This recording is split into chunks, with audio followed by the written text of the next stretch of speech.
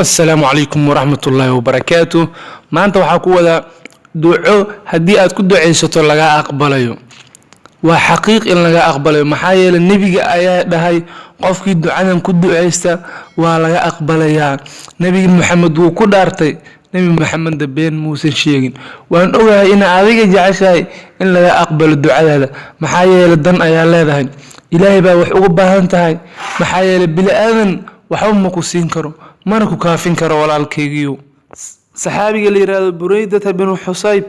wuxuu ka wariyay Nabi Maxamed radiyallahu anhu ilaahay ka raadi noqday sami'a rajulan yaqul Allahumma inni as'aluka anni ashhadu annaka anta Allah لا إله إلا أنت الأحد الصمد الذي لم يلد ولم يولد ولم يكن له كفوا أحد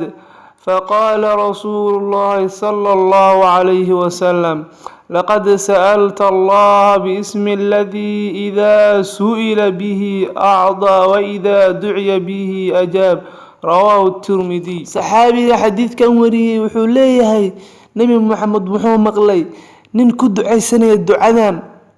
waxaa laga rabaa inaa xifdisid walaal